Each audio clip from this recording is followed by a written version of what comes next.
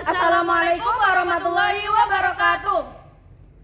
Hai teman-teman, perkenalkan nama saya Reva Safa Aprilia, saya sebagai moderator dan teman saya. Perkenalkan nama saya Alma Ustama Faza, di sini saya sebagai penyaji. Kami dari tim Secret Cross MTS Negeri 7 Kediri nomor urut 5 akan mempresentasikan materi tentang pertolongan pertama. Sebelum masuk ke studi kasusnya, apa sih pengertian dari pertolongan pertama itu? Jadi, pertolongan pertama atau yang biasa disebut dengan PP adalah pemberian pertolongan segera kepada korban yang mengalami sakit atau cedera secara mendadak sebelum korban dibawa ke tempat rujukan atau fasilitas kesehatan terdekat. Nah, teman-teman, ada studi kasus nih. Ada suatu kecelakaan yang terjadi antara motor dengan sepeda.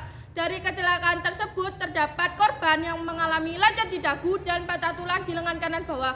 Bagaimana sih Kak cara penanganannya? Saat tim pertolongan pertama datang ke tempat kejadian, tim pertolongan pertama akan memakai APD. Apa aja sih Kak jenis-jenis APD itu? APD atau alat pelindung diri terdiri dari masker penolong, kacamata pelindung, dan sarung tangan latex. Kemudian tim pertolongan pertama akan bertanya kepada orang sekitar apakah korban boleh ditangani atau tidak. Jika korban boleh ditangani, lakukanlah ASNT, yaitu A. Awasi apakah keadaan aman, Keadaan aman. S. Suara, N. Nyeri, T. Tidak respon. Kemudian lakukanlah LDR, yaitu lihat kembang-kembis perut, dengar dan rasakan hembusan nafas di pipi. Setelah itu lakukanlah RW kontrol dengan cara tekan dahi angkat dagu untuk melihat apakah terjadi sumbatan pada mulut atau tidak. Kemudian minta tolak kepada Caraka untuk segera dipanggilkan ambulans. Periksalah mata, hidung, mulut, dan telinga menggunakan penlight. Kemudian periksalah pada bagian leher apakah terjadi fraktur. Dan hasilnya leher tidak mengalami fraktur. Kemudian periksalah pada seluruh bagian tubuh apakah terjadi perdarahan. Dan hasilnya tubuh tidak mengalami perdarahan. Kemudian lakukanlah cek fisik. Dari hasil cek fisik tersebut, diduga korban mengalami lecet di dagu dan fraktur pada lengan kanan bawah. Manakah penanganan yang harus didahulukan? Penanganan yang harus didahulukan adalah menangani fraktur pada lengan kanan bawah. Apa sih Kak pengertian dari fraktur itu? Fraktur atau patah tulang adalah terputusnya jaringan tulang. Cara penanganannya adalah yang pertama, pastikan area fraktur terlihat. Kemudian lakukanlah pembidaian yang memiliki tujuan untuk yang pertama, mencegah pergerakan di ujung tulang yang patah. Yang kedua, mengurangi rasa nyeri. Yang ketiga, mengistirahatkan tulang yang patah. Yang keempat, mencegah cedera yang baru di area patah tulang. Dan yang terakhir, mempercepat penyembuhan. Cara melakukan pembidaian ini adalah yang pertama, sampaikan rencana pada korban jika sadar. Kemudian periksalah GSS pada korban, yaitu gerakan, sensasi, dan sirkulasi. Dari hasil GSS tersebut dapat disimpulkan bahwa GSS korban tidak normal. Siapkan alat seperti bidai dan mitela. Kemudian lakukanlah fiksasi menggunakan 2 bidai yang meliputi 2 sendi dan lakukanlah imobilisasi menggunakan mitela.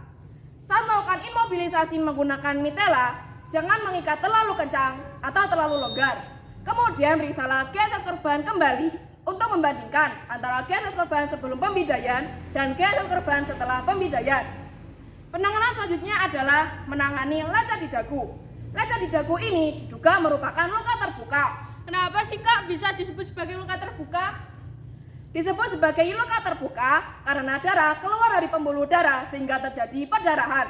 Cara penanganannya adalah yang pertama, pastikan luka terlihat. Kemudian bersihkan luka menggunakan air mineral dan cegah terjadinya infeksi menggunakan antiseptik.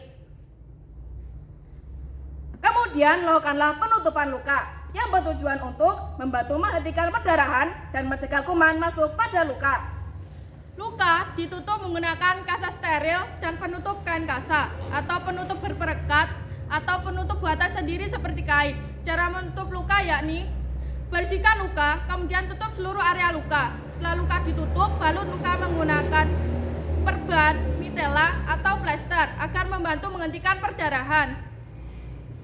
Saat membalut luka, jangan terlalu kencang atau terlalu longgar dan jangan biarkan ujung sisa pembalut luka terurai. Setelah penanganan selesai, lakukanlah cek tanda vital yang meliputi cek suhu, pernafasan, denyut nadi, dan kondisi kulit. Kemudian baringkan korban di atas tandu dan tunggu ambulans datang. Sembari menunggu ambulans datang, lakukanlah pemeriksaan berkala dan lakukan kompak jika korban sadar. Apa aja sih Kak jenis-jenis kompak itu? Kompak adalah daftar pertanyaan yang akan ditanyakan kepada korban yang meliputi keluhan korban, obat yang terakhir diminum, makanan dan minuman yang terakhir dikonsumsi, penyakit yang diderita, alergi yang diderita, dan kejadian yang dialami oleh korban. Setelah ambulans datang, segeralah rujuk korban ke fasilitas kesehatan terdekat. Bagaimana peran PMR Madya dalam pertolongan pertama itu? Kita sebagai PMR Madya memiliki peran dalam pertolongan pertama, yaitu menolong korban di tempat kejadian sampai korban berada di ambulans. Jadi kesimpulannya adalah saat kita melakukan pertolongan pertama, lakukan pertolongan pertama secara cepat dan tepat agar tidak terjadi cedera yang lebih serius seperti infeksi pada luka dan fraktur yang lebih serius. Kemudian rujuk korban ke fasilitas kesehatan terdekat. Sekian dari kami, semoga bermanfaat. Yang muda, yang kreatif, berkarya. Salam JK Retro, selalu di hati, terbaik Indramayu Caritas. Wassalamualaikum warahmatullahi wabarakatuh.